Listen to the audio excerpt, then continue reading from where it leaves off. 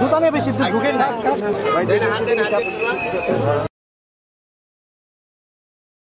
পবিত্র আশুরা উপলক্ষে রাজধানী ঢাকায় অনুষ্ঠিত হয়েছে শোকাবহ তাজিয়া মিছিল। কারবালার স্মৃতিকে জীবন্ত করে তোলা এই মিছিলে অংশ নিয়েছেন হাজারো মানুষ। মিছিলে অংশগ্রহণকারীদের বেশিরভাগই ছিলেন কালো পোশাকে, যা শোক ও বেদনার প্রতীক। মুখে কারবালার শোকগাথা, হাতে প্রতীকী ছুরি, আলাম, নিশান, বেস্তা এবং বই লালাম সবই যেন মনে করিয়ে দিচ্ছিল সে ভয়াল ইতিহাসকে। তবে মিছিলের ভিড়ে চোখে পড়ে এক ভিন্ন রীতি, দুলদুল ঘোড়া। এটি আসলে কারবালার যুদ্ধে ইমাম হুসাইনের প্রিয় ঘোড়া জুলজানার প্রতীকী রূপ। শোভাযাত্রায় অংশ নেওয়া এই প্রতীকী ঘোড়া যখন কোনো বাড়ি বা মহল্লার সামনে দাঁড়ায়, তখন দেখা যায় মানুষ তার পায়ের কাছে দুধ ঢেলে দিচ্ছেন। দুধ ঢেলে দেওয়ার পর অনেকে হাত তুলে মোনাজাত করছেন। অনেকে বিশ্বাস করেন যে দুধ ঢেলে মানত করলে বিপদ থেকে রক্ষা, রোগমুক্তি বা অন্য কোনো ব্যক্তিগত ইচ্ছা পূরণ হয়।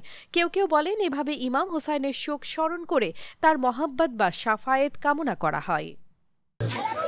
ভাই এটা কেন নিলেন? ভাই এটা নিয়ত করে লাগালে পায়ে বলেন, হাতে বলেন, আল্লাহর রহমতে নিয়ত পুরো হলে হয়ে যাবে। এখন কি করবে?